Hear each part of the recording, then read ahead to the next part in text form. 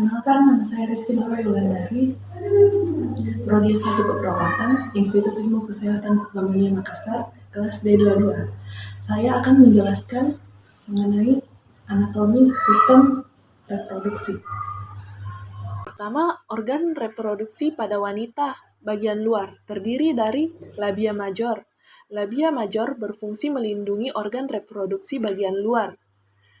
Labia major juga disebut dengan bibir besar. Labia major memiliki kelenjar minyak dan keringat. Saat masa pubertas, labia major ditutupi rambut. Kemudian, yang kedua, labia minor. Labia minor terletak di dalam labia major. Ketiga, kelenjar Bartholin. Kelenjar ini terletak di samping lubang vagina dan menghasilkan sekresi cairan atau lendir. Keempat, klitoris. Dua labia minora bertemu di klitoris yang merupakan tonjolan kecil dan sensitif. Klitoris ditutupi oleh lipatan kulit yang disebut preputium. Klitoris merupakan bagian yang sangat sensitif pada rangsangan dan bisa menjadi ereksi. Kemudian, organ reproduksi wanita bagian dalam. Pertama ada vagina. Saluran yang menghubungkan serviks atau leher rahim ke bagian luar tubuh. Fungsinya sebagai tempat mengalirnya darah menstruasi dan saluran untuk melahirkan.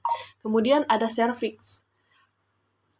Struktur rahim bagian bawah yang terhubung ke vagina. Fungsinya memproduksi lendir yang membantu menyalurkan sperma dari vagina ke rahim. Kemudian ada tuba Fallopi.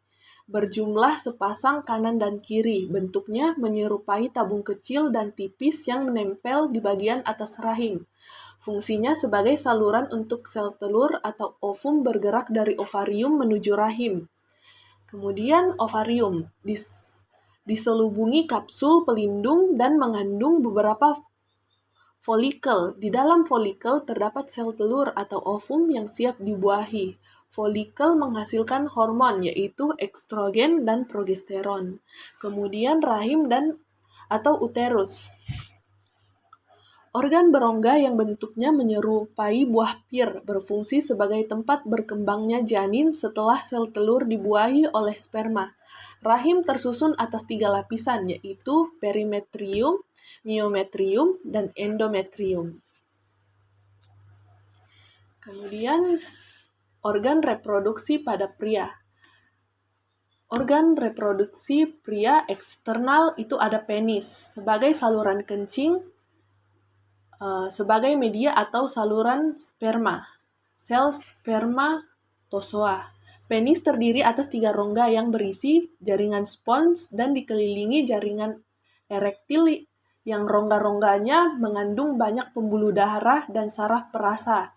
Kemudian ada skrotum, kantung kulit yang menggantung pada pangkal penis. Dibatasi oleh sekat yang berupa jaringan ikat dan otot polos. Fungsinya untuk menjaga suhu testis yang sesuai saat memproduksi sperma. Kemudian ada testis, kelamin bagian dalam yang memiliki bentuk bulat telur dan berjumlah sepasang. Fungsinya memproduksi sperma dan hormon testosteron. Kemudian organ reproduksi pria bagian internal.